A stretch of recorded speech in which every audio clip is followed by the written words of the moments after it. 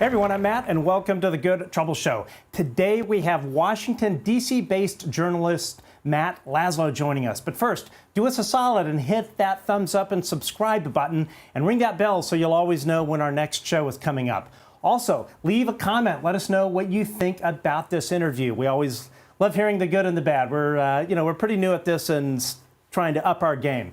We are also on all podcasting platforms. Just search for The Good Trouble Show with Matt Ford. Finally, your financial support enables us to bring you this show with exceptional guests. You can become a Patreon supporter for the monthly price of a Starbucks coffee. Go to www.patreon.com/The Good Trouble Show and choose the thing, whatever the package is best for you. We've got everything from just like the price of a coffee to buying the whole freaking store. Also, super chats are open, and it's a great way, of course, for you to show your support. I'm all tongue-tied today at a bit of a late night last night. Anyway, we very much appreciate you helping us keep the lights on. Also, a programming announcement we have coming up. Here we go.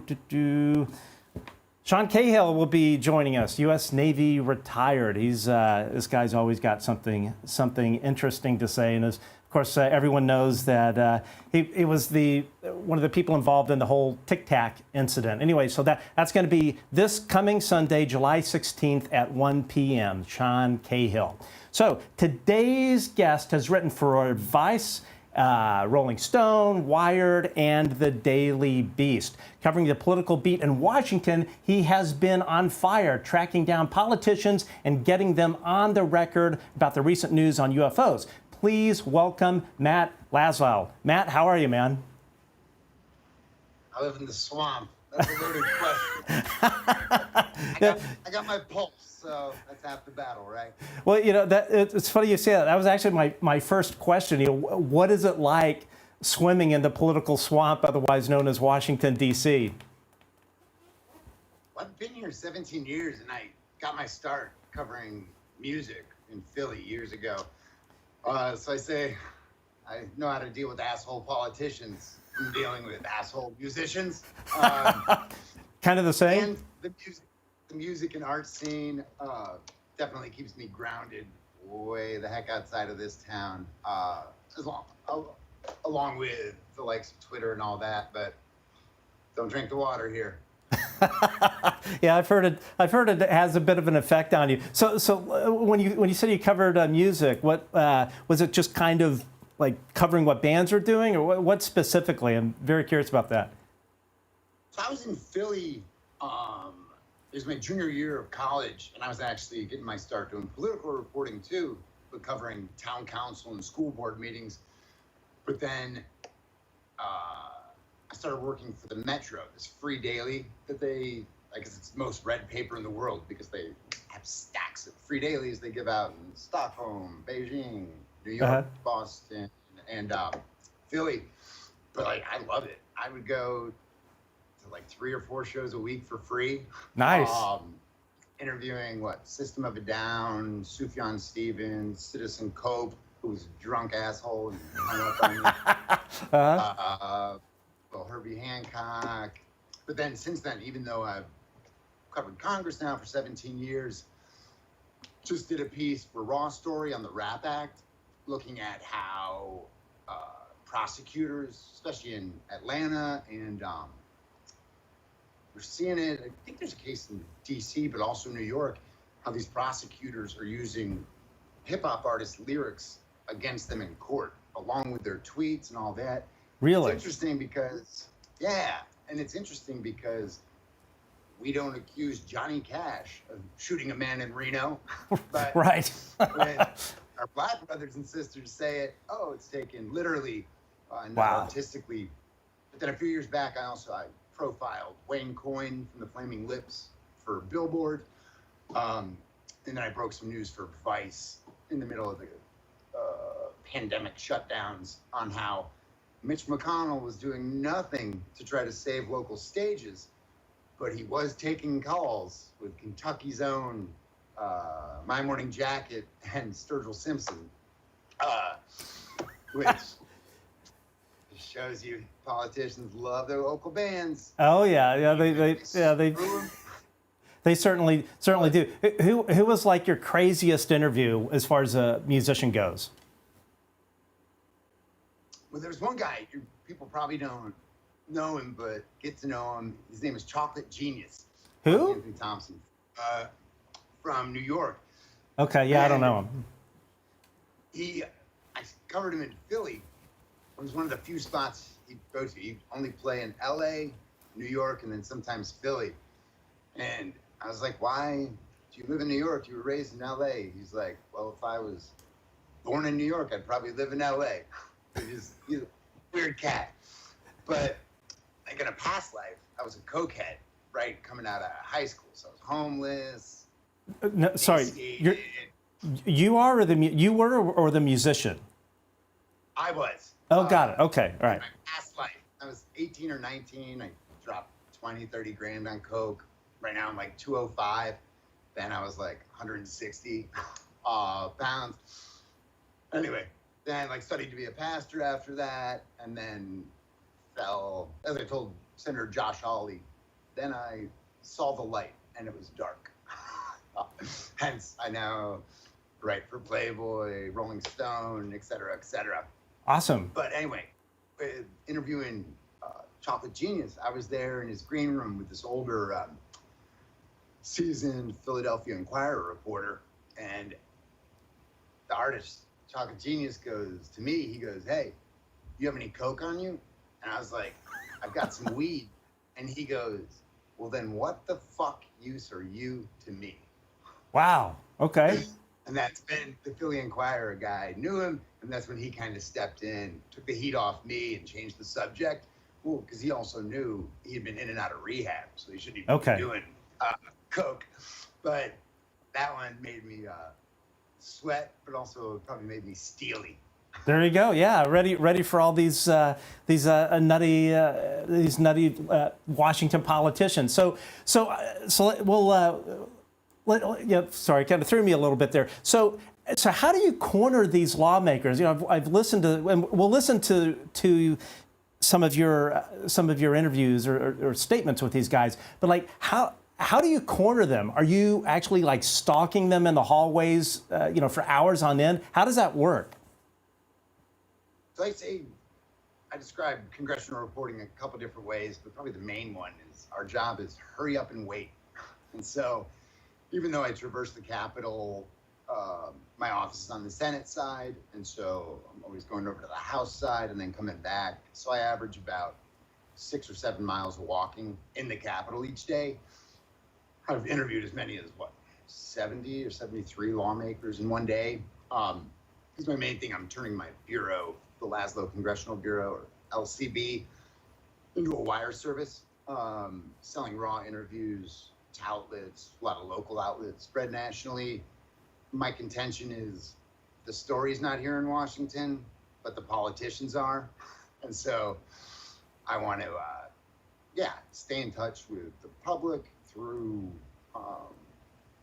giving them access to their lawmakers, getting feedback from their local outlets who know them. And I think that just, is more powerful than us Washington elitists. Everyone's lost faith in the Washington press corps for very good reasons on both sides of the aisle. And so I think we really need to work to get that trust back. Hence my new site, Ask a Poll, to empower you all to get your questions asked. But as far as the day-to-day, so underneath the Senate, there's 2 trams that go from the senators' office buildings, the 3 of them across the street from the Capitol, and it connects them to the Capitol. And so, say when there's a Senate vote, which will be Monday night at 5:30, most everyone in the press corps, we know all the lawmakers are going to be coming through that one area on their way to vote in the Senate. So if there's big news breaking, there might be 150 or 200 reporters there. Tomorrow, Monday night, probably going to be 50 to 60. It just depends on the news of the day. But yeah, they don't vote a ton, But when they do, that's usually when I do most of my interviews. And then the House will vote, so I run over there. When they have big hearings, you know, I've covered, hundreds of hearings in my days. But these days, when I cover them, I usually am listening to C-SPAN in the hallway. So then when a lawmaker leaves the hearing, I know where they're leaving, and then I ask them questions based on their questions to the witness, which to me is a lot more effective with my time and for getting more thoughtful interviews to kind of show them, hey, I listened to you, I heard what you were saying. You know, I'm always looking for ways as a feature writer to, well, I'm always asking what's next. And so, yeah, that's why a lot of my UFO or UAP interviews have focused on the upcoming hearings that they want in the House and the Senate. Yeah, I'll leave it there. So that was going to be my next question. So, you know, so you go from music to politics. What made you decide, you know what, I want to look into this whole UAP UFO thing? Is it something you've always been interested in, or it's just this was kind of what was coming up in the news cycle? Yeah, so this issue, well, yeah, so once the whistleblower, David Grusch, came out, that was a game changer. But before that, at the start of this Congress, those Chinese spy balloons really woke up Congress and woke up discussions that Congress just hadn't been having. And so I was covering the classification system. Oh, pardon me. So even before the balloons, Congress was really looking into what many lawmakers on both parties say is the problem of overclassification. Well, that problem stemmed from what we saw with former President Trump having classified docs, then current President Biden having classified docs, and former VP Pence having classified docs. So you got this bipartisan energy to look at that. Then we had the other leak up in New York, I believe, of classified information from that contractor, or Air Force guy, I believe. That one really woke up another side of Congress. And so as that big question of what should we do with the nation's secrets, and is the government hiding stuff from its own people and others that aren't secrets at all, or that shouldn't be secrets? So Congress was having that robust debate, and then you had the Chinese spy balloons flying overhead. Well, that extended that overclassification conundrum to what's flying in the air above us. And I think that was really eye-opening for many lawmakers, especially having the government come out in recent years, since Congress really funded that group Arrow within the government to look at UAPs. Once Congress gave them money, now there's a few hundred objects that they say they can't identify. And knowing that we didn't even have the technology to see this balloon, you know, one of the more simple ways of spying that goes back to what, World War I, if not sooner. Right. The fact that that got past, what, our trillion and trillion and trillion dollar armed services. And so Congress was already awakened on some of these issues tangential to this. But then when the whistleblower, David Grusch, came out, that one, yeah. That kind of blew the door off. Did you get the sense?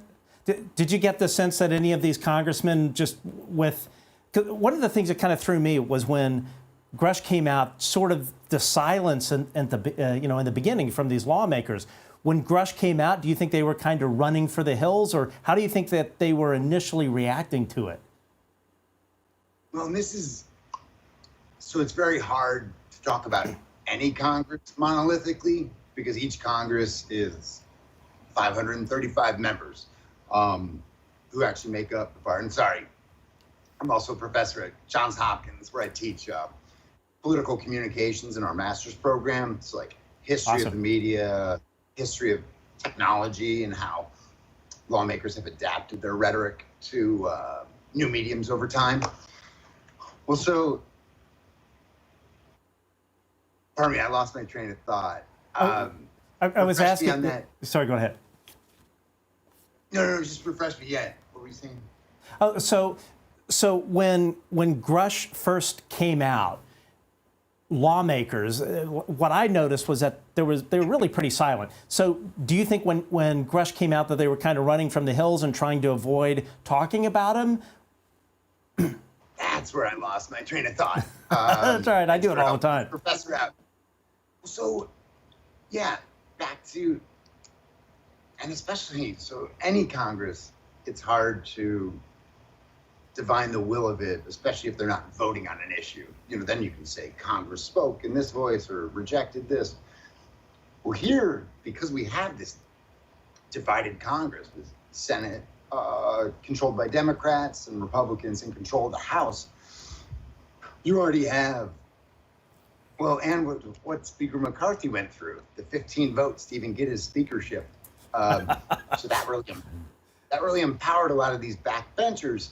So yeah, this Congress is really hard to peg for anything. Like, I guess the one thing they have done is like not defaulted on the government's debt. Yeah, I'm grateful for that.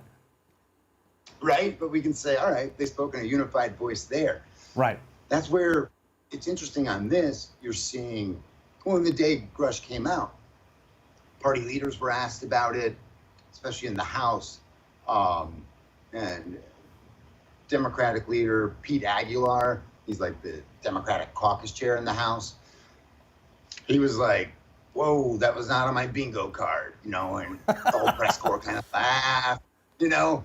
Right. And so it wasn't totally taken seriously by leaders at first, but then in the House, oh yeah, and then Steve Scalise, the majority leader for Republicans, he was asked about it after Aguilar was, and he just went with normal GOP talking points. He didn't really understand the question, but he was like, oh yeah, this administration is lying about everything. Hunter Biden. I just want to follow up with, right? So yeah. That's where I want to follow up with him on these specific allegations. But yeah, so in some corners of the Capitol it was laughed off, but in that same House, you had Congressman Tim Burchett, Tennessee, and then Congresswoman Luna from Florida. They were like, see, we told you.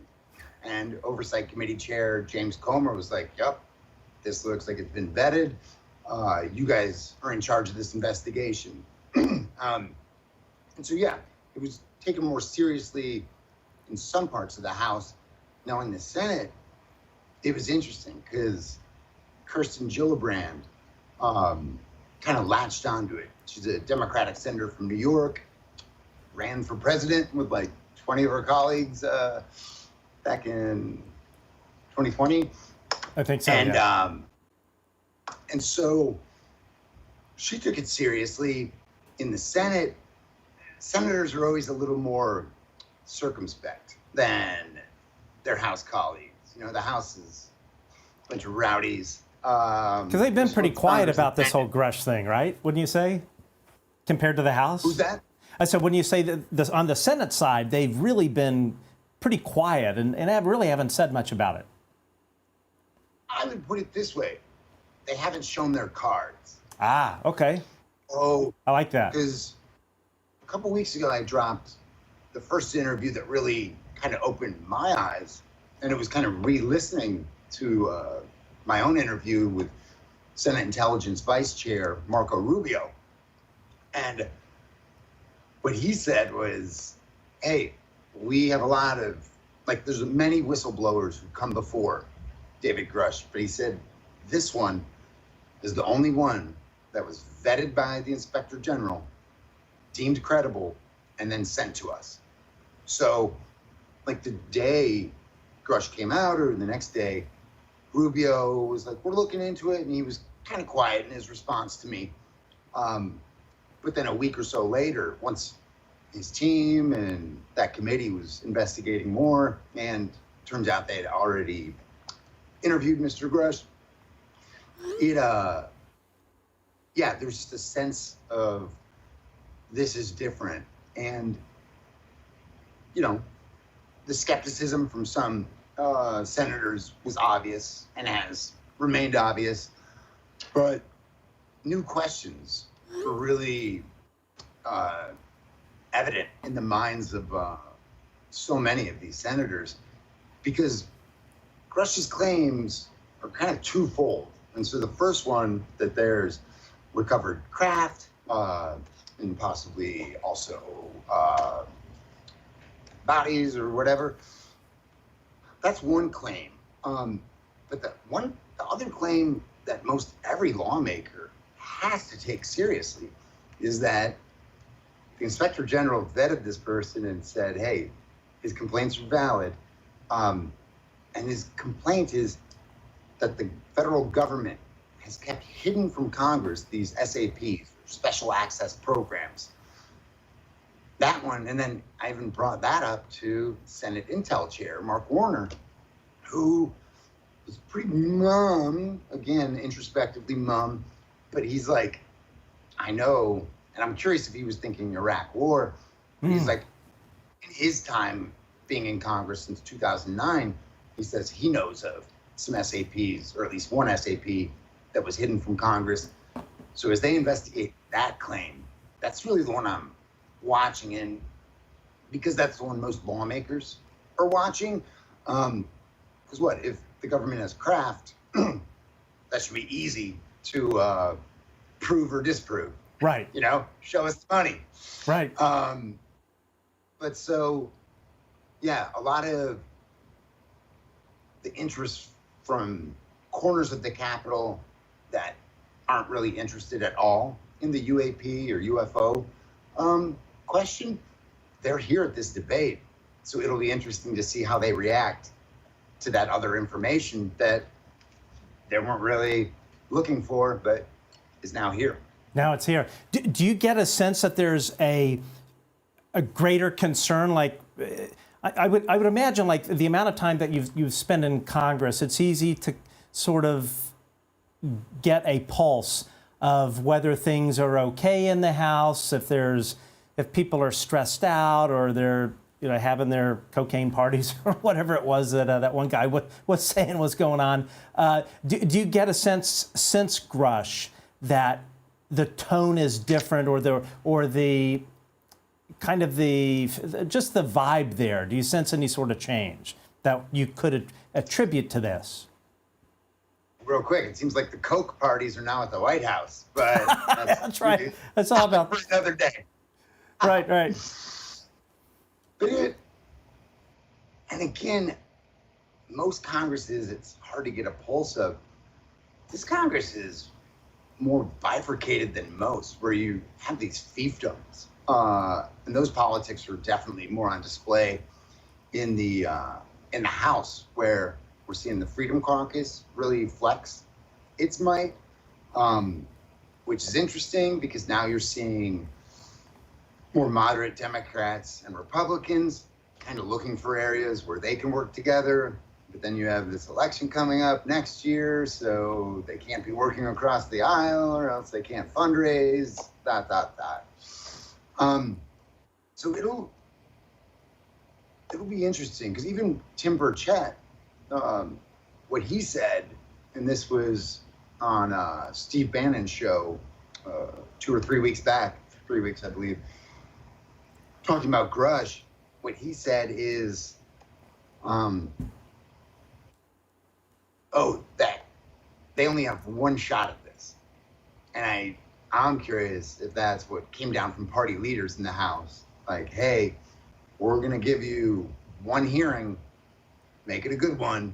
Better knock it out of the park. So and so he made it seem like party leaders weren't going to allow them to have a second, which could mean that they don't want it coming up in the election next year.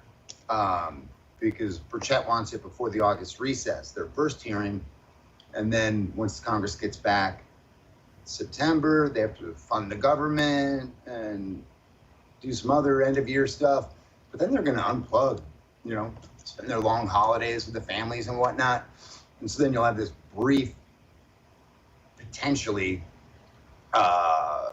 policy-focused legislative session for like 2 or 3 weeks or months, like at the start of the new year. And then it's just going to be all political silly season. So Isn't it? I thought that always goes on, like 365 days out of the year. So really, so you're getting the impression that from on the Republican side that they're only going to allow one hearing to occur. So they really have to knock it out of the park. That's what Burchett said. Again, that was at the start of this. That was when Grusch first dropped his complaint, or when that first went public. And so I'm curious now to see whether that's changed. And you would like to think that party leaders would change that mandate if more evidence came out, et cetera. And so it's going to be interesting to see what their hearing looks like, because it seems like theirs is going to be much different than the Senate one. Theirs is going to be broader and encompass more things beyond the House one will. This whistleblower. The House will. Senator Gillibrand in the Senate, she tells me she wants to hear from Grusch, but then also the other people mentioned in that debrief story who allegedly can corroborate his claims. Now, another wrinkle that Oversight Chair James Comer threw in the mix is he told me that his Oversight Committee, which has professional investigators on it, that they dug into the backgrounds of potential witnesses that Burchett and Luna wanted to hear in their hearing, and that they didn't pass the muster for his committee, which seems to be a political standard. So a background check looking at political landmines. And the window Comer gave us into it was minority parties always do intensive background checks on the witnesses brought by the majority party. And he included 2 examples, you know, someone's accused of racism in their past, or, you know, they've committed a felony. We've actually, sorry to interrupt, we've actually got this clip. Let's play it, and then I'd love to hear your commentary. So here we go. UAPs, UFOs, whistleblower? Yeah, so Burchett and Luna on my committee are the 2 that are kind of taking the lead in that. So as quick as we can get the witnesses set up. What did you make of that report? I mean, his claims are out of this world. It's interesting. It's not an issue I'm an expert in, so I don't know anything about it. But apparently Burchett and Luna are. Yeah. So they're really excited, and our staff's really excited about it. Yeah. Now we're having to do background checks on some of the witnesses. So it's been an interesting. Right. It's been interesting. So anyway. Is his story falling apart a little bit? No, we're going to do it. Interesting. Yeah. There's a lot of witnesses. Yeah. But because he named it's pretty amazing some of the background checks we're getting back on some of these. Really? Yeah, you can't tell me though. Well, you know, I mean, I don't know that. I know that we had to reshuffle the deck on a few witnesses because of Interesting issues. But I think that with classification stuff, or just yeah. An old trick in oversight is whoever the minority witness is, or whoever the majority witness is, first thing the other side does is background checks on them to see if they've ever been accused of being a racist, or if they have a felony, or you know what I mean? So they're not passing the smell test. 99.9% of the time, nothing comes back. Yeah. You know? But some of these cats have got some pretty interesting background checks. But Okay, I know some of the audio may be a little bit hard to hear, and apologies to everyone. I know we had a little audio issue at the very beginning. Appreciate everyone's patience.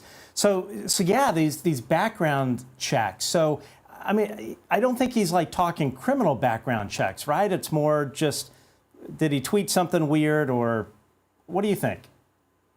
Exactly. So what he's saying is, hey, we went further than, so we don't know if these people worked for the government.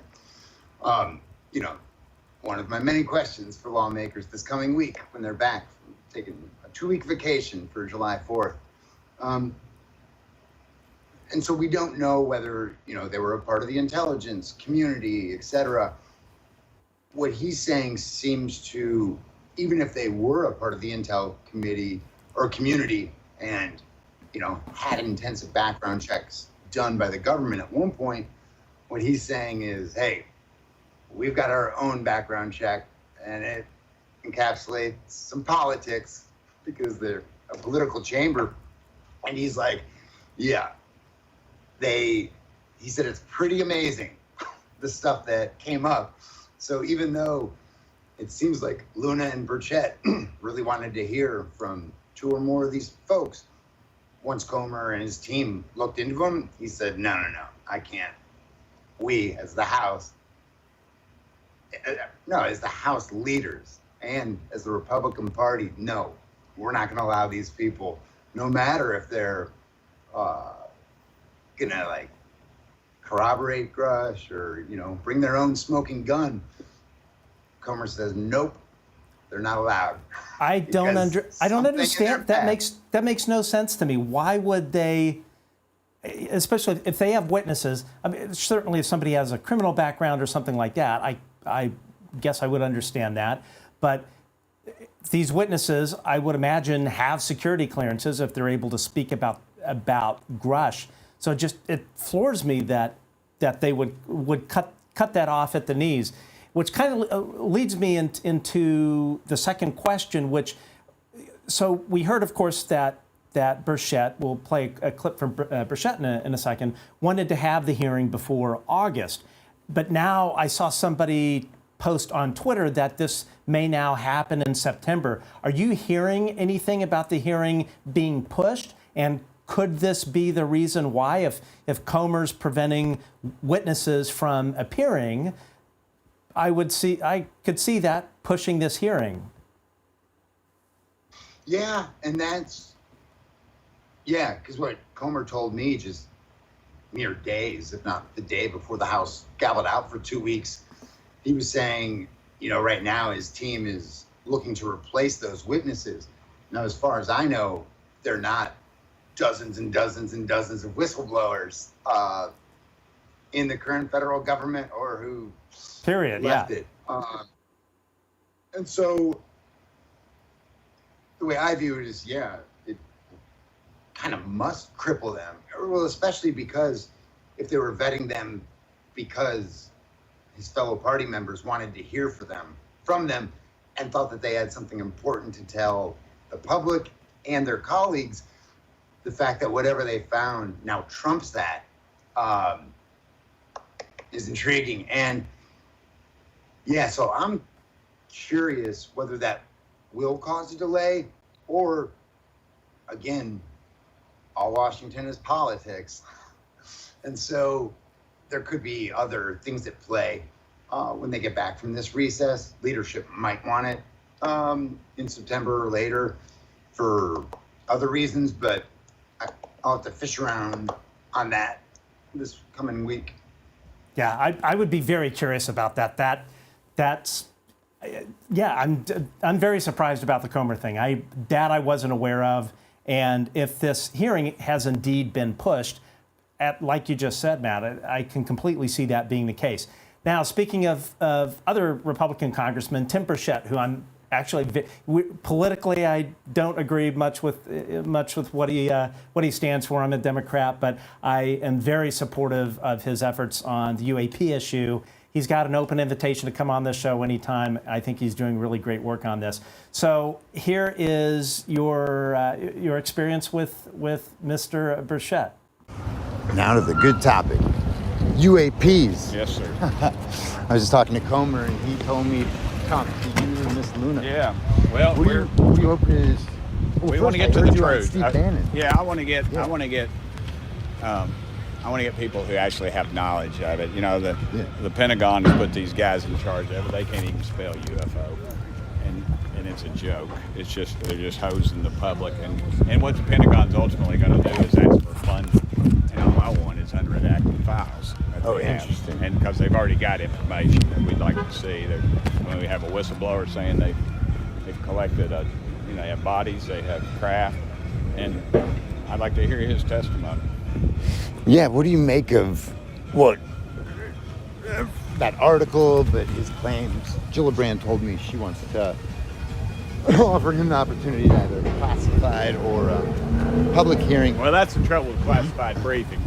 They bring all the information in there, and then it becomes classified, and nobody can talk about it. It's just leaks and rumors, and that's a trick that they play on us up here all the time. They get you in a classified setting, and then you can't legally talk about it. Well, and what do you make? Like his biggest claim, besides craft, is that the government has these SAPs that is hiding from you. I totally believe that. They won't release the Kennedy files, and everybody involved with the assassination of John F. Kennedy is dead. And so, we gotta. It's just information, and it's power, and it's greed, and it's got all those things wrapped up into one issue. If they do have hidden SAPs from you all, how do you guys? I don't know. That's a good question. Right. I don't know. We got to get somebody on the inside that somebody's got to walk out with something. Yep. That's definite proof. Any timeline that you have when you guys come back from the 4th? We're going to get hopefully here in the next couple of weeks, we ought to get a date for you. You'd like to have it before August. Yes, sir. Cool. Appreciate you, sir. Thanks, You have a good brother. one. Hurry up. I like that. These people can't even spell UAP or UFO, whatever he said. Burchett, he really seems like a character.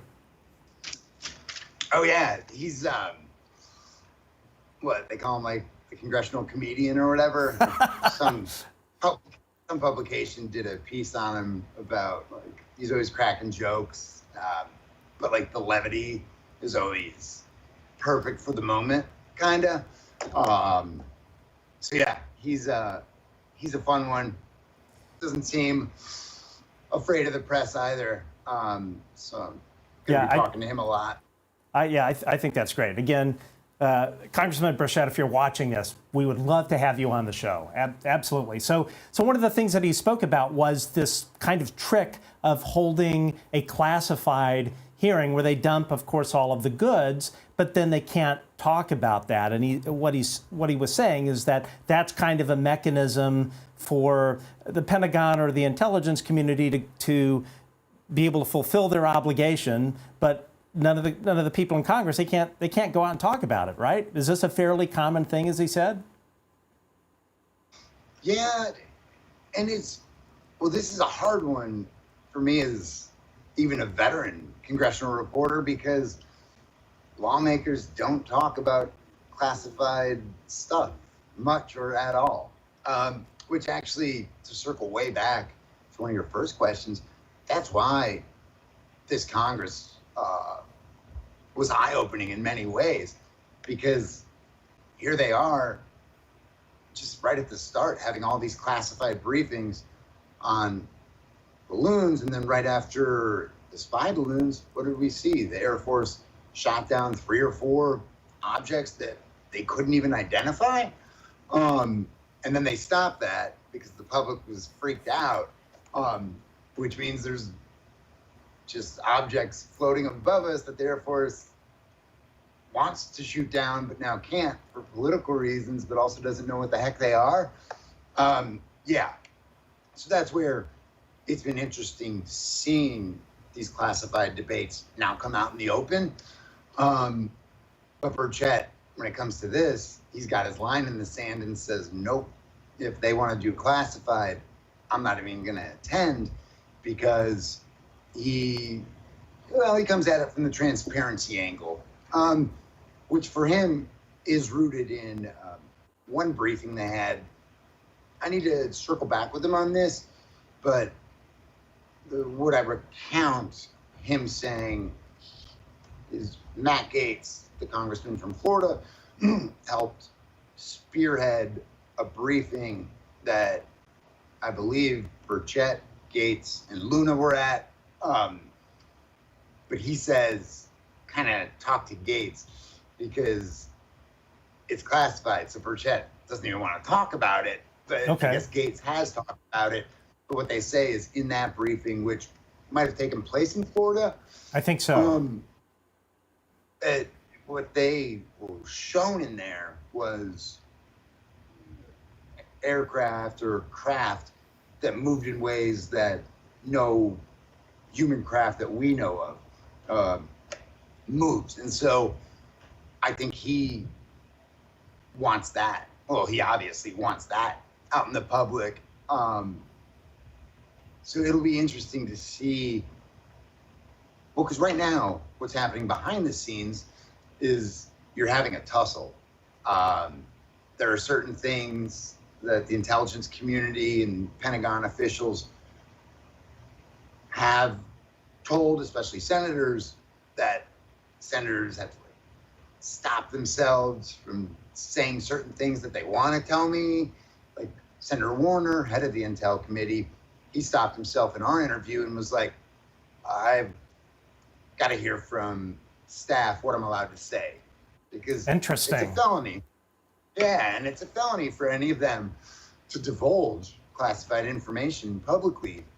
And so I think there's an intricate dance happening behind the scenes where lawmakers, again, are pushing the administration, but more so the intel community and the Pentagon to be more transparent, but also to be honest, I think. Because right now, good luck with that. Right. So a lot of lawmakers think that they're lying. And so Senator Gillibrand, she's got an amendment she's attaching to this must-pass National Defense Authorization Act. It's going to explicitly say if there are any, or no, it's going to explicitly say that no SAP or Special Access Program can exist unless the money and funding comes directly from Congress. That's basically intended to smoke out any hidden or secret SAP. And she's on both the Intel Committee and the Armed Services Committee. She could know things from her perch on Intel that she wants publicized for her perch on Armed Services, or even, her role as a senator and a human from New York, So that's interesting. She's one I'm watching because she has feet in both of the committees. So there are obviously secrets she knows that she can never tell me. But I'm curious how much pressure she'll put on the Intel community and Pentagon officials to release some of the stuff that she knows in a classified setting, which means she can't speak about it to the public or the press corps alike. Yeah, that's got to be a tough position for any of these folks to be in, especially when they're told stuff that they know they can't speak about, and then having to keep all of that in your head. It's like, I can say this, but I can't see that or say that. And Senator Gillibrand, we love. She say that again. Sorry. I was just gonna say I don't envy any of them. Me as a political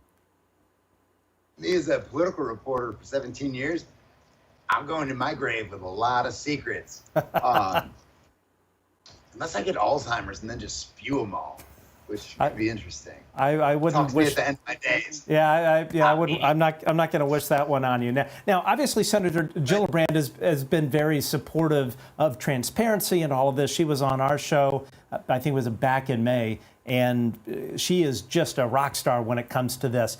Now, we're going to play a clip here from Senator Jim Hines, or is it Congressman Jim Hines? Congressman Jim Hines. Yeah. So he's a congressman on the Democratic side that seems a little bit skeptical. Is your committee, how are you guys dealing with UAP whistleblower? We haven't really done anything with it yet. Staff is sort of looking into the situation, but we haven't done anything officially on it yet. Their claims are pretty out of this world. I mean, we did hearings on this less than 2 years ago, and I was assured by all of the various units that there was no material, organic or inorganic material that they were hiding or anything else. So I'm skeptical, but we'll ask the questions. But now he's claiming there's SAPs that are hid from Congress. Yeah, no, I saw their Yeah, but that one. Appreciate you. How are you? Yeah, he seems kind of skeptical about it. Is that how you would characterize his response? There's a couple ways to characterize it. Many people, especially in the UFO community, are like, wait, you're not skeptical of the Pentagon. You're not skeptical of the intel community. So a lot of people are like, wait, you trust that they were honest with you publicly last time? So yeah, it's intriguing, and he's one to watch, because if he moves at all, and again, he's the top Democrat on the House Intelligence Committee. The interesting thing there is, in the Senate, you have chair and vice chair. So Rubio and Warner work in lockstep 90% of the time, 95% of the time. Like, they'll come out and do press conferences together. And even that was the same with Rubio's predecessor, Richard Burr of North Carolina. Well, so there's still bipartisan relationships and trust in the Senate Intel Committee. Not so in the House. Interesting. You guys probably remember that. You probably remember the name Adam Schiff. Oh yeah. Well, he was recently censured by House Republicans. Well, before that, at the start of the Congress, Republicans stripped him of his post on the Intelligence Committee, and he was the top Democrat. So he was replaced by Jim Himes, which means they've got a good relationship, which also means Himes probably feels angry to bitter to burned by their Republican counterparts for screwing over his buddy Schiff. I'm sure. And so it's intriguing. And in the House, the minority party is already neutered.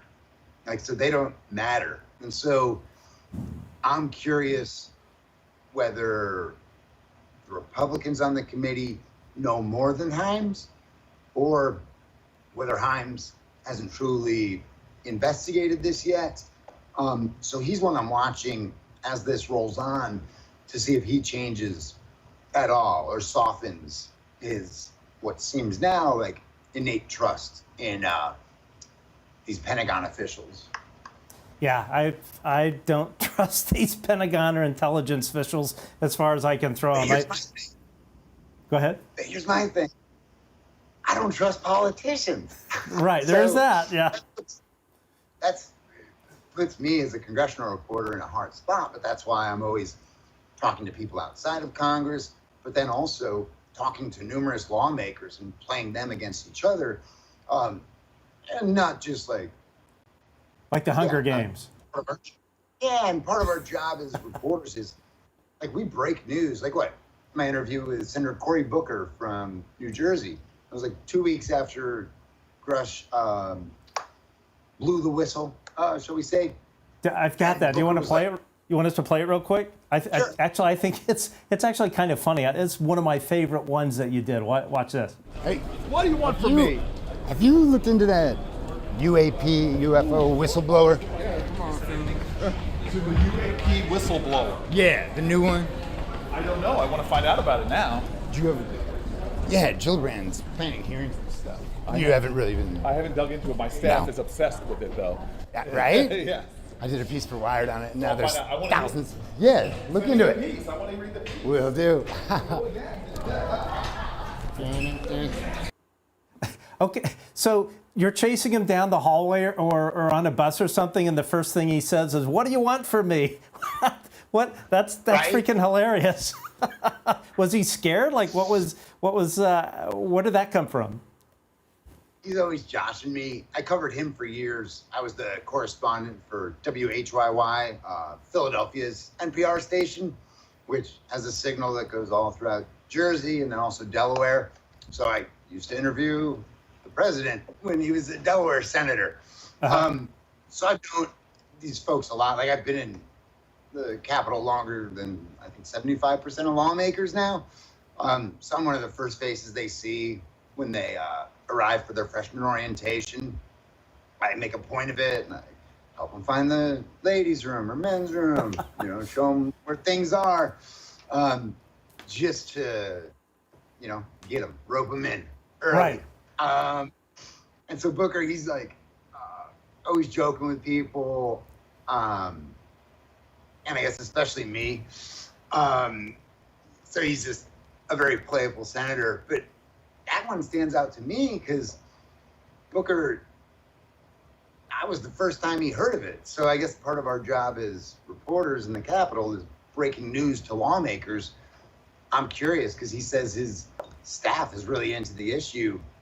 I'm curious where he goes with this, or even where his staff pushes him on this. Yeah. Circling back to what you were also talking about earlier as far as the staffers, one of the things that we broke, I think it was about a few weeks ago, was that when Grusch testified, so on the Senate side in the SCIF, you had Grusch, you had a court stenographer, you had his IG representative, and then you had 2 Senate staff legal counsel, which I was kind of surprised about. I figured there'd be a ton of people in there. Now, on the House side, what we found out was there was Grusch, of course. Then you had, I don't believe there was a court reporter. You had the IG representative, but then you had it was something like 20 or something staff jammed in there to listen to what Grusch had to say. So it's interesting, and that's why I was kind of trying to figure out what was going on with the other gentleman, I'm blanking on his name, on the Democratic side on the House Intel, because you would think he would have been fairly read into what occurred during that testimony in the SCIF. Just it's interesting that the difference between who was in the SCIF on the Senate side and then who was in the SCIF on the House side. It was pretty different. Yeah, and that's intriguing. So on that, again, I need to circle back with him, but I'd presume if there were that many staffers in there, that his staff would be chief among them. So then that makes me curious. And again, there's a lot of follow-ups I have since they've unplugged for 2 weeks that they did not deserve. Make your Congress work harder. Right. Well, so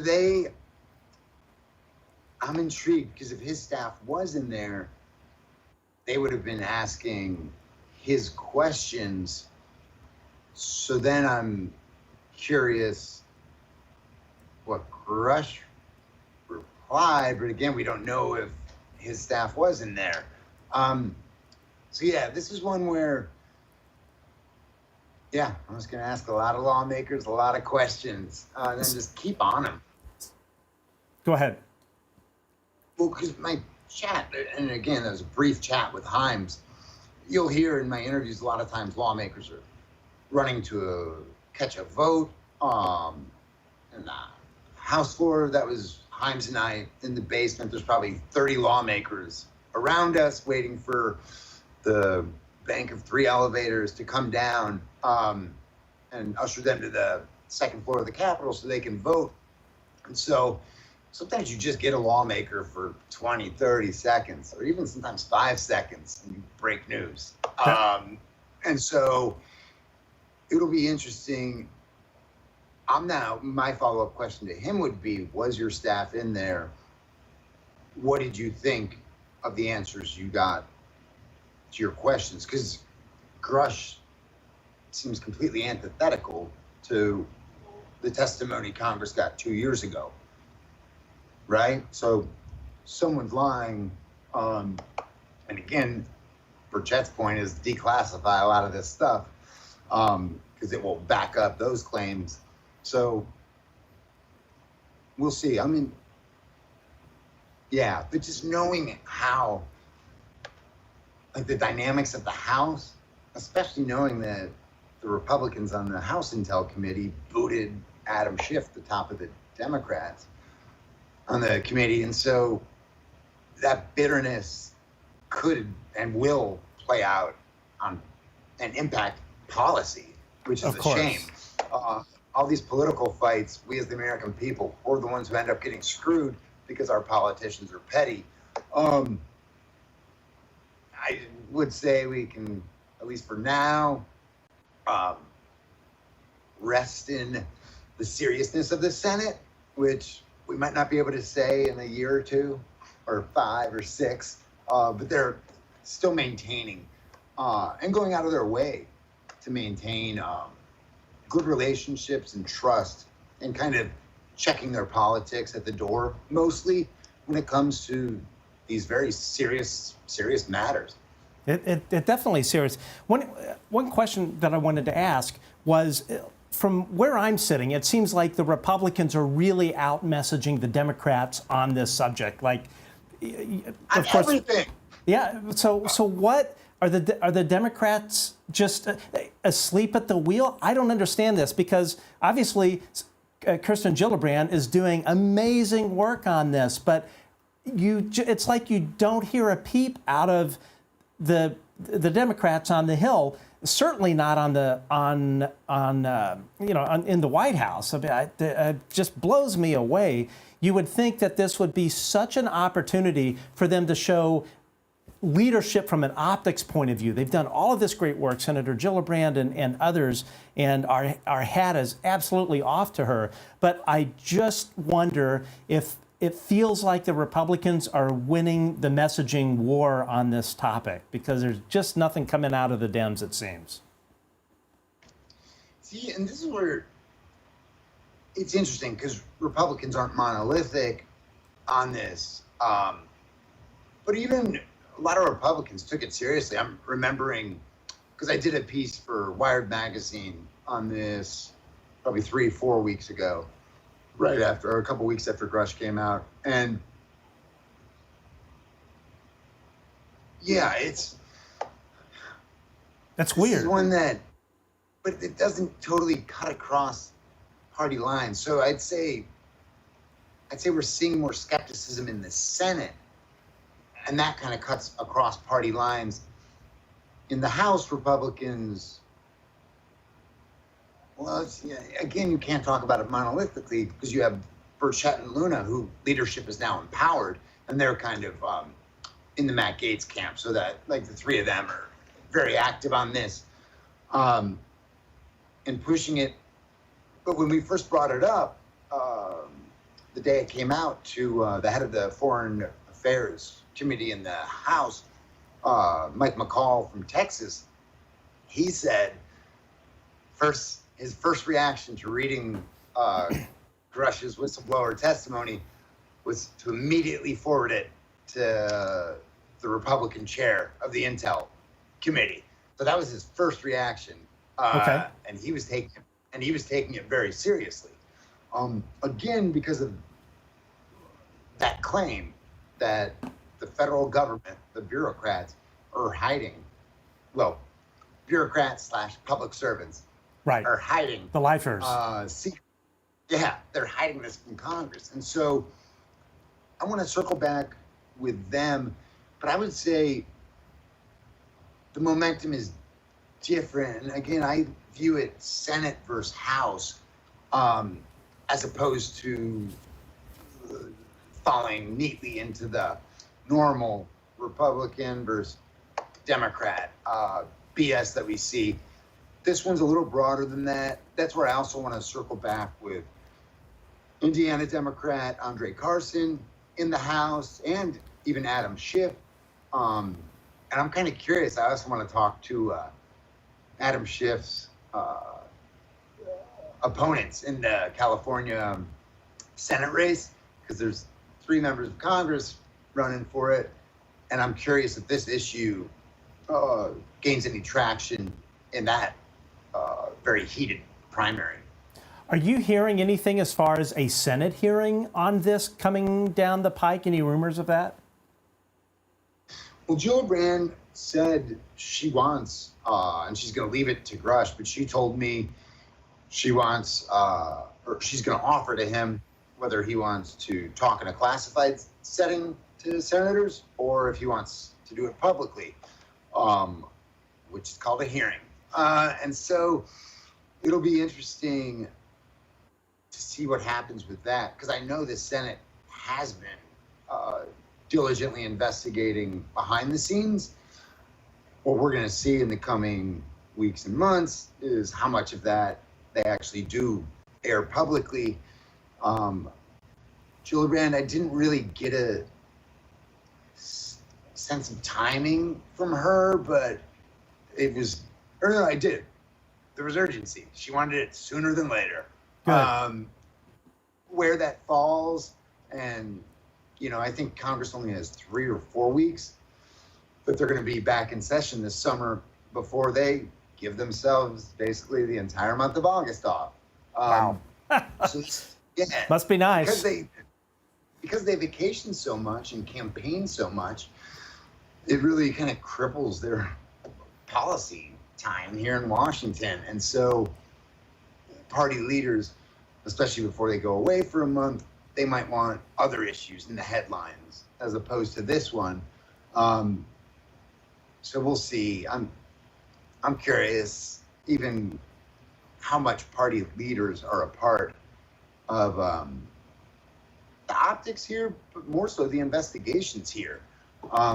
Because if you remember, there's what's called the Gang of 8 at the Capitol, which is the 4 leaders, Democrat and Republican, House and Senate, and then also the 4 leaders of the Intel committees, House and Senate.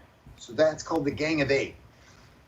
They were sometimes read in or briefed on classified things that the rest of the Congress isn't even allowed to know about. I believe that's what happened with warrantless wiretapping at first. Gang of 8 was read in, and then eventually the Intel committees, but they weren't even allowed to talk about it. And if you look at someone like Senator Ron Wyden from Oregon, who really pushed on that issue and others for transparency from what they're learning in classified settings, he, it's weird because there's only so much you can say and that he can say, but he goes to the line and really pushes the administration or the government to divulge these things and just to be more transparent. So I'm curious. So again, back to that Gang of 8, one of my questions has been, wait, could Senator Warner and Senator Rubio even tell me if they knew about this SAP that dealt with Kraft? I don't think they'd be allowed to even say that if they learned about it in a classified setting. So if Grusch is corroborated in that classified setting, I don't know how many people on the Intel committees would even necessarily have to learn that. They might not.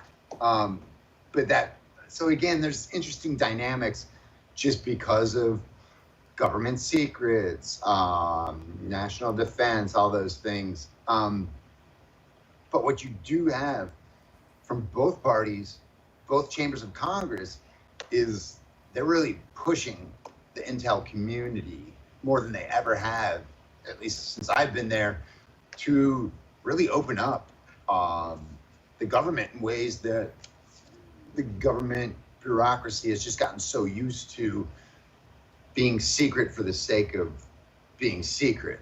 Right. And so it'll be interesting to see what happens as they push them. But then again, I'm curious how much party leaders are playing in this, because they've been the ones who've been kind of the most mum. Well, and here's a question for you. So I would think like Senator Gillibrand or anyone on the Democratic side that would like to get in front of this and really really message on it publicly, to just have better optics on it. I wonder if one hand is tied behind their back because there is a Democratic administration. In other words, Senator Gillibrand, if she wanted to hop in front of a podium tomorrow and start talking about this, she can't because, A, I'm sure she's going to run for president one day. I would certainly vote for her.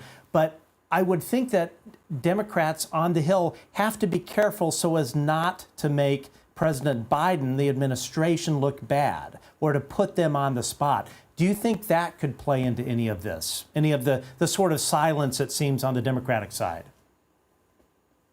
Yeah, and well, yes and no. So yeah, everything in this godforsaken town is political. They don't call it the swamp for nothing. And now it's 365 days a year. Like, my whole contention is we just elected, the American people just elected a new Congress. Like, this is my critique of the media. I'm like, we're doing a disservice by focusing on the 2024 presidential race. The American people just hired a new Congress. Make them work for you. And if they don't, fire all their asses. Right. You know? Yeah. So I'm focused on Get the fuck out. 2023. But so that's where the politics bleeds in to all of policy making these days. But that's where this issue's curious, because it doesn't cut across party lines in the usual ways. But yeah, you raise a good point. What role does Biden play in this? I feel like personally, well, so what?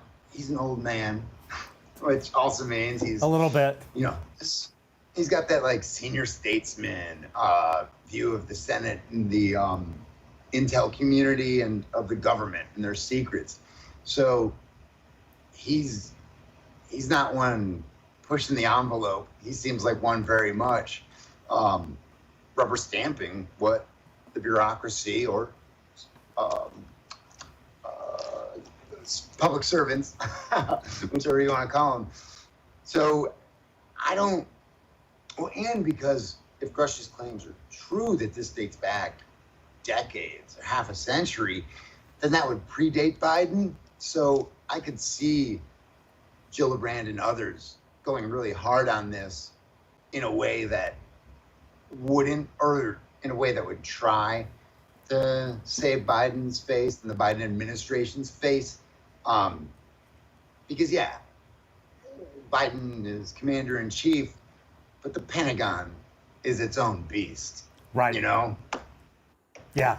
Yeah, it's interesting what you were talking about with Jim Hines. I can't. Himes or Hines? I don't have it in front of me. Himes. Okay. But yeah, it's like, seriously, dude, you're going to trust Ronald Moultrie to tell you the truth? The OUSD-INS, the one that has been probably the most complicit and lying to lawmakers and the American public. I mean, come on. And I think this is the thing. I would hope, speaking as a Democrat, that the Biden administration get off their ass and message on this.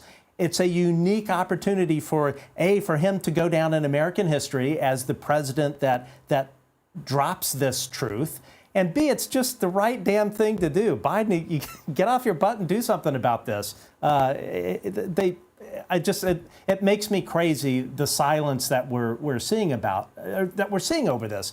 And clearly, in my opinion, all of this has been going on. My sources have corroborated this as much as stuff that I can be told that's obviously not classified. But Congress has to wake up and do something about this, not let it get swept under the rug, especially if you think about this level of corruption and the illegalities that have taken place. I mean, man, that really like hammers on the pillars of our democracy. Because if this is going on, essentially a military junta, which is I think the definition of a junta is like a military commission that behind the scenes is running the government, then we're not living in a democracy. It just blows my mind. when you were talking there, you just reminded me. So I think I have to update my opinion on the Biden and politics question.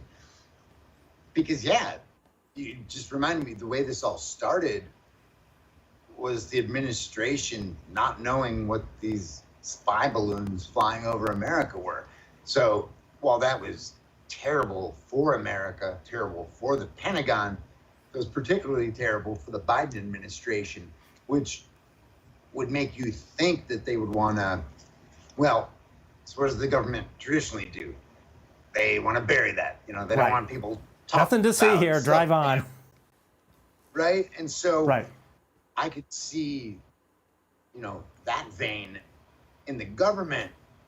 But if you're the White House and the president and his campaign, transparency, well, because what? Now Gallup or maybe Pew says 65% of Americans now believe that there's life out there, probably intelligent life, or just life beyond Earth's borders. And so it's interesting to see that change, because that's been a sea change in public opinion in the past 4 or 5 years, if I'm remembering right, and possibly even 2-3 years. Sounds right. In the smartphone.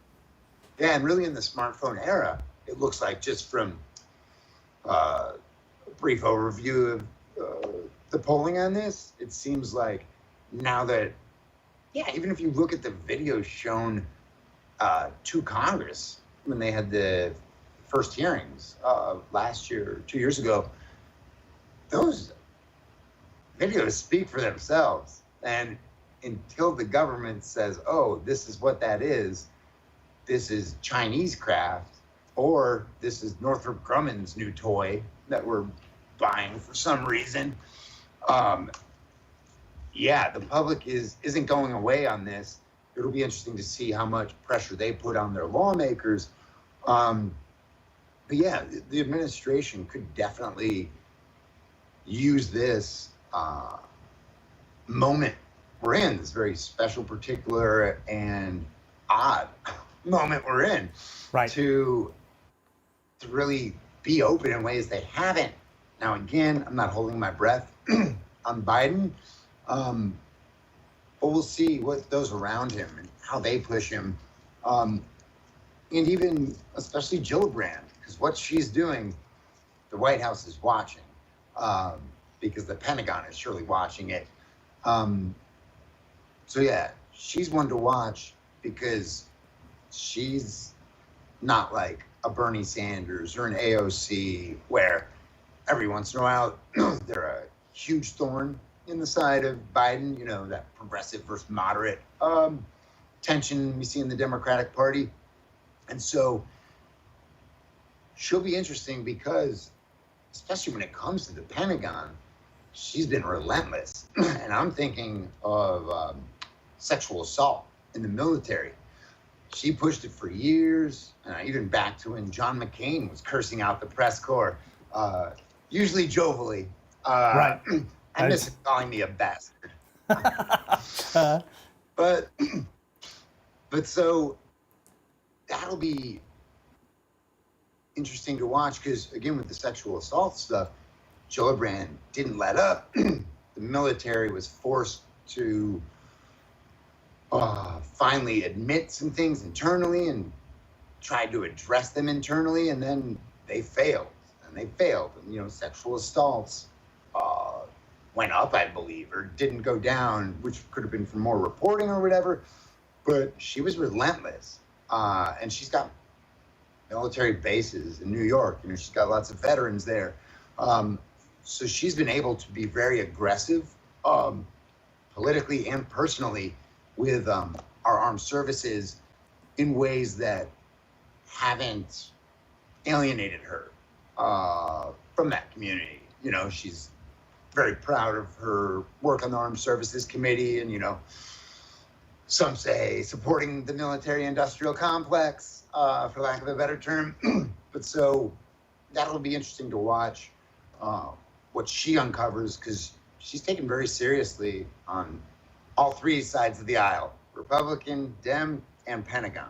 She's a very smart lady, and I tell you what, her staff, which I've had a great deal of interaction with, they are amazing people. They love this country, and in particular this topic. They're very, very serious about it. So I have a little tip for you for when you come back and you're patrolling the hallways. Ask these congressmen if they have seen the footage from the Alaska shoot down. And when they tell you no, I don't know how you want to put this, but here's a little insider tip. The other shoot downs were prosaic. Alaska was not. Alaska was not from here. And there is a reason the Pentagon is hiding that footage from Congress that has been consistently asking about that. So put them on the spot. Say, hey, have you seen that footage from the Alaska shoot down that you've asked for, what was that, like 6-7 months ago? They're going to tell you no, and I would suggest saying, well, you should ask about that. Wink, wink, nudge, nudge, nudge. Yeah. That's my tip. Right. So no, it's a homework assignment. That is your homework assignment, right? Yeah. I wrote it down. Was it, I think, like 2 episodes ago when I began talking about Moultrie and OUSDI, our audio just went completely south. I'd never had that happen. We had no audio. This was with journalist Ross Coulthart. So I always made a joke that OUSDI is probably, I'm sure they listen to this show now, and who knows what sort of shenanigans they're up to. So, and speaking of shenanigans, so you're doing really hard work on this subject. There are other journalists as well, Chris Sharp from the Liberation Times, Ross Coulthart. As a journalist, and I'm not asking you to throw any of your fellow journalists under the bus, where the hell is the New York Times and Washington Post? And what is your theory as to why they have been just asleep at the wheel, whether they're like AWOL? Well, it's curious. So and it's hard. So I'm a comms professor, political communications, and so I gladly rip on the press corps through and through. I do, and I break this all the time because I can't really avoid the term the media. But when we think about reporters in the press corps as the media, I think it kind of does a disservice. So like it was great that you pointed out New York Times, Washington Post, because I'm curious whether that's top down or whether people who would be on this beat, if they're senior sources inside the Pentagon or whatever, or intel community, are really proactively getting in front of them to persuade them that there's no there. It's going to be interesting because when Grusch first came out, headlines were all over the place. And I feel like many outlets covered it, or even take the hearing a couple years back.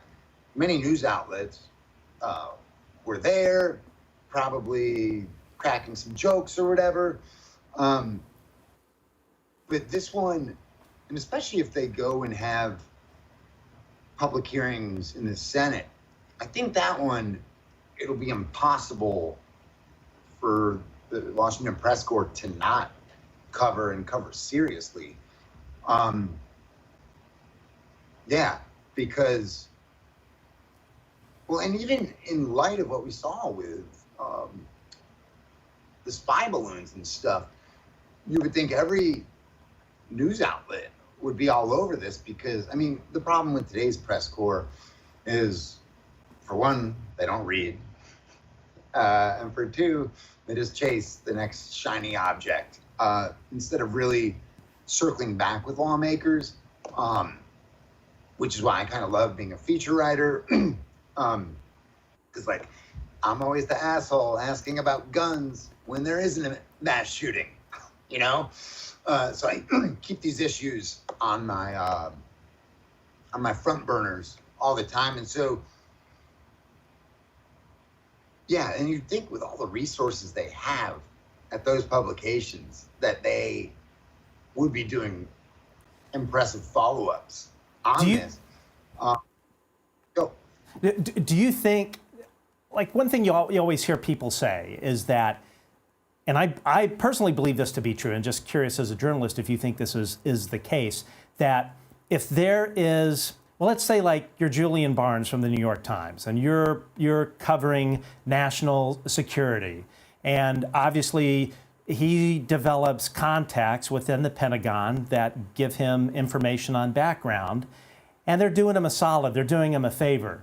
Now, do you think that it is possible that, let's just say, Ronald Moultrie, picks up the phone and says, "Hey, Julian, this whole UFO thing, there's nothing to it. So remember all those favors we did for you.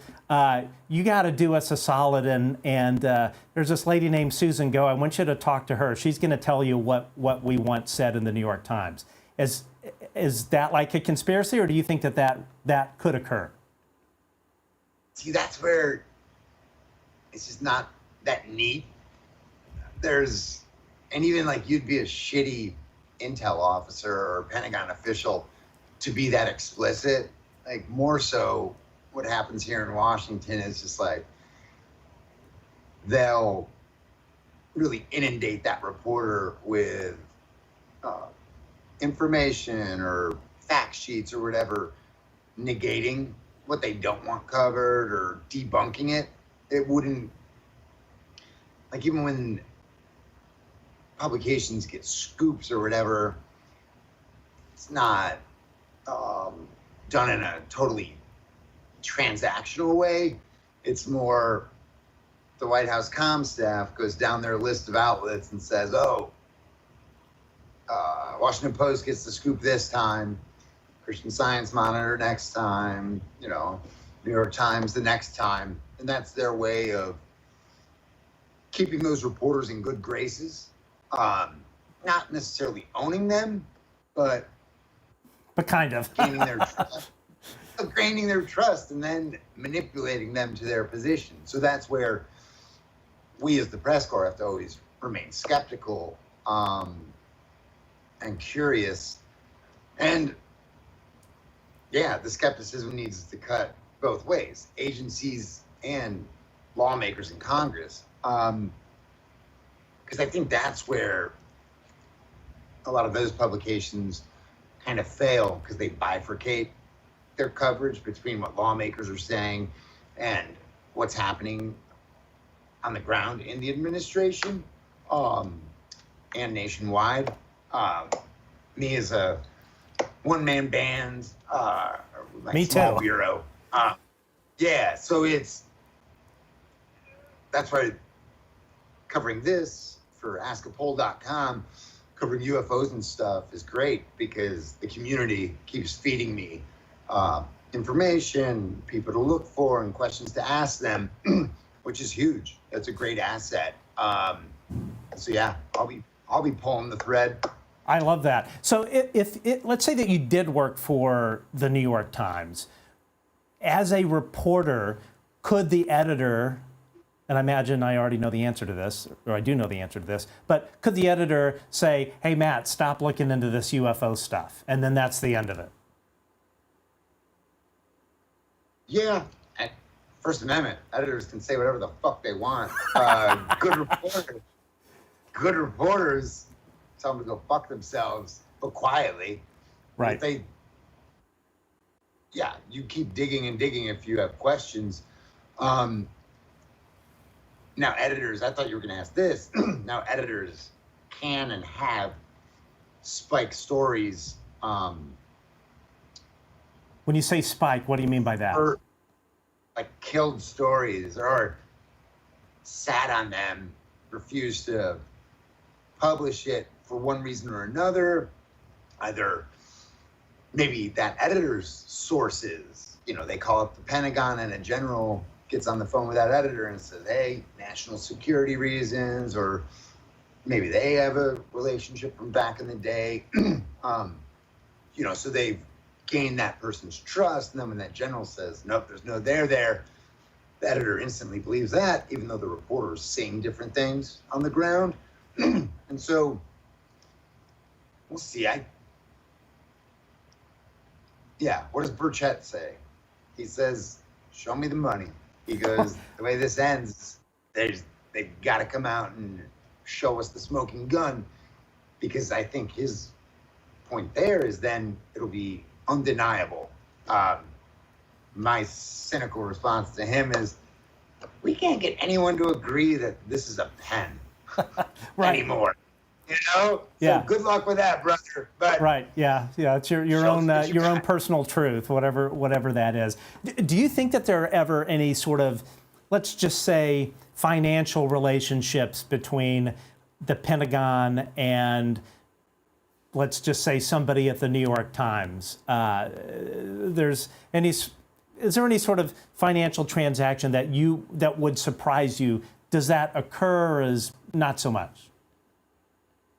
No, but yeah, reporters, it has happened in the past, but no one's ever offered me a bag of cash. The reporters who I do know that have been offered bags of cash have been by foreign intelligence agents here in Washington. And I guess I only know of the ones that said no. Right. Yeah. About it. Yeah, that's true. And hey, if anybody wants to offer me a bag of cash so I can actually hire some people to do this show, please bring it. Please offer it up. It certainly would. Yeah, it's just. I would go ahead. I would only add that we do see a ton of advertising from Northrop Grumman, Lockheed Martin, Boeing. All these huge defense contractors are regularly advertising, especially when their issues get heated up. They're regularly advertising in the Hill Rags. And here in Washington, I'm curious if they're also doing that on the ground locally. But the politicians definitely know which part of the military-industrial complex is in their district. Even the anti-war. Yeah, they know where their bread's buttered. If they're anti-war, they still want weapons of war made in their district. It's just man. It's just crazy. Where do you think we'll be like in September? Like if you were to predict where this whole conversation will be in Washington, as a guessing man, what would you say? In September, I'm going to be at a wedding in San Francisco. Nice. Okay. Now, I gave up on predictions when Donald Trump won the Republican primary in 2016. Too. I got that one wrong, and I come from a lifelong family of Republicans. Me personally, I hate both parties. Equal opportunity hater. I throw stones at glass houses for a living. I love it. Sorry, go ahead. Well, yeah, so I'll be watching. I'm not making predictions, but I do know this issue's not going away. One way or the other, this one's still going to be boiling hot. I totally agree. And the other thing, too, there are more whistleblowers coming forward, 100%.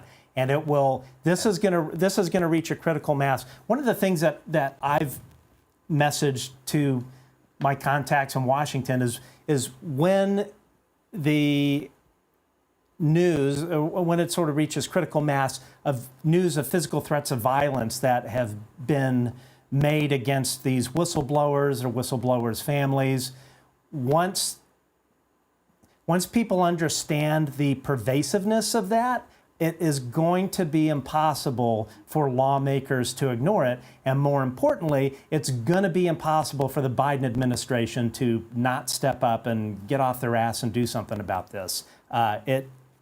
Trust me on this, it's coming, and trust me, people will end up in jail. You can take that to the bank.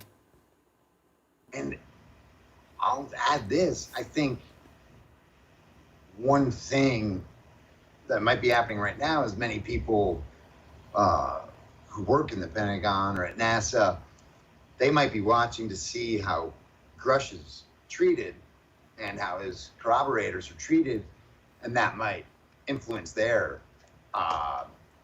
willingness or lack thereof to speak. And so, yeah, this is one to watch because, again, my nearly 2 decades here in Washington, I've never seen anything like this. And this Congress, if nothing else, is a handful of lawmakers in this Congress are very determined to get answers, to get the government to be more transparent, for them to release more classified information.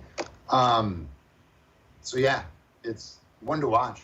It definitely is. And when you have essentially about 50-ish people that are lifelong bureaucrats that are spread throughout different nodes of the government that are controlling this and are hiding these special access programs from Congress and from the American people, it's absolutely un-American. Period. And as I mentioned, I believe that there should be amnesty for certain people that did this for the right reason, but the continuing illegality and that is going on is just insane. And I tell you what, journalists like yourself, we really are thankful that you're holding these lawmakers their feet to the fire. You're not afraid to cover this topic, and I think Ross Coulthart, who's a friend, and I'm a huge fan of his journalistic work. I forget exactly how he said it, but he essentially said there will be a day of reckoning for the New York Times, the New Washington Post, all of these outlets, and journalists that have completely ignored the topic. It's sort of, in my view, a dereliction of duty. And luckily, we have people like yourself doing the hard work and holding these folks' feet to the fire, and God bless you for all of that. So, but Matt, this was fantastic. So, how can people follow your work and, more importantly, support your work? Because people can't work for free. You have to support people trying to make a living at this. So, how can folks support what you're doing? So, the new website we just launched in the past few weeks is called Ask a Poll, like Ask a Politician, but askapoll.com. It's our Substack, which is, we're calling it the new people-powered press corps. Tomorrow we're going to release our first immigration story by a buddy, Pablo Manriquez. He is a senior editor at New Republic, so he's going to cover that. One of my former students is going to cover the Russia-Ukraine conflict, and I'm sticking with the UAP and UFO beat. I love that. But what we really want, and it's through Substack, but askapoll.com, we're really fostering a community there who's, again, helping directly feed me information and helping refine my questions to Congress. So yeah, come be a part of it. Hold your lawmakers' feet to the fire through us. We're your conduit to Congress. Actually, do you have maybe like 10 more minutes for us to do just a couple more questions? How are you doing on time? I got 10 more. Okay, cool. And then I have to write a feature for Wired. All right. Yeah, sorry, I wrapped out a little bit too early. So let's see here. Firstly, thanks for everyone that has made a super chat donation. You're helping keep the lights on here. We really appreciate this.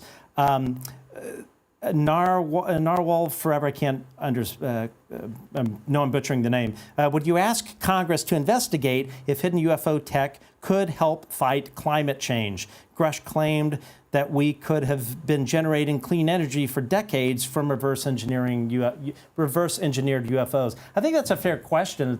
And would be part of what makes this cover-up so sad is if there is indeed technology in this that could have helped solve environmental problems, energy problems. Well, no, and I think that's why Grusch is being taken more seriously than others who came before him. I mean, because the other thing hanging over this Congress is this big new wave of anti-China sentiment. Coupled with that is definitely a fear of their military buildup and all that. So any lawmaker who cares about national security, let alone climate change and other issues, if what the Pentagon showed in that hearing 2 years ago, you know, that crazy flying object that I've never seen, etc. If that isn't from another planet, then it's maybe from another nation, you know, unless the U.S. government knows about it or etc. And so I think lawmakers want to keep pulling that thread. For one, yeah, for the implications for national security if this is an enemy, but then, yeah, also gleaning technological advances from whether it is right foreigners or foreigners. So yeah, I think they need that's to get part of why Congress is so serious. That makes sense. Thanks to Lisa and Todd T for the donations. Thank you so much. Bob McCatchett, this is really good. Actually, I'm going to back up from Brett. This is a really good question here. Why were so few members of Congress present at the Kirkpatrick questioning in the Senate subcommittee with Gillibrand? Any thoughts on that? Yeah, well, so subcommittees are smaller. And yeah, that's probably, I'm curious. I did just rewatch that, or no, pardon me. I re-listened to it. I think I was writing an article and re-listening to it. So I forget how many members were there, but it was only a handful, I take it, and not even the full membership of that. Yeah, that's where we sadly do not have a serious Congress.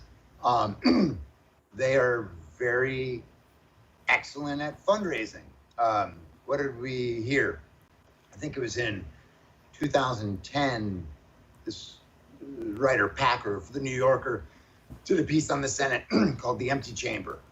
The one thing that sticks out in that piece for me is, on the record, he had two senators, Chris Dodd from Connecticut, a Democrat, and Lamar Alexander, a Republican from Tennessee. Both of them said 75% of your job as a United States Senator is fundraising. And if that doesn't sicken us all, I don't know what does.